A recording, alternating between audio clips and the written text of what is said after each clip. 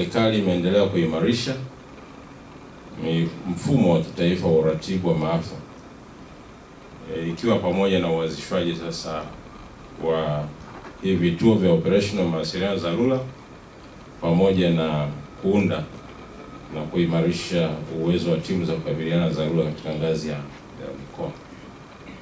Nimesikia umeshapata mafunzo ambayo mengine mimi sijayapata. Kwa hiyo inawezekana maarifa mengine mmeshanizidi sasa. Lakini kwa sababu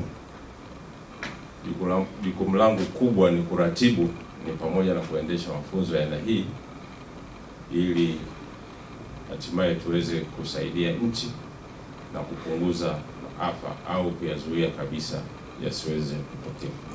Hivyo hatua hizi zimekuwa ni msingi muhimu wa kuongeza ufanisi wa uratibu na mawasiliano mwitikio wa haraka wakati wa matukio ya maafa nchini.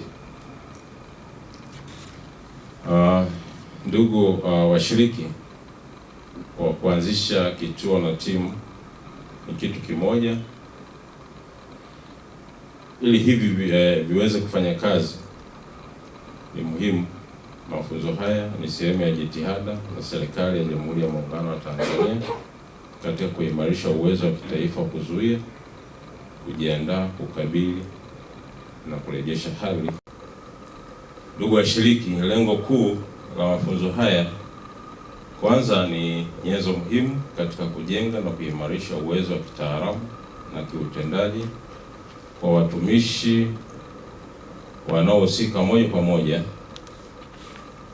na uendeshaji wa kituo cha operational mawasiliano ya dharura pamoja na timu za kukabiliana na dharura. Lakini pili, kupitia mafunzo haya naamini mmeongeza ujuzi, mmejenga weledi na kuimarisha utayari wenu katika kukabiliana na matukio ya dharura kwa ufanisi zaidi.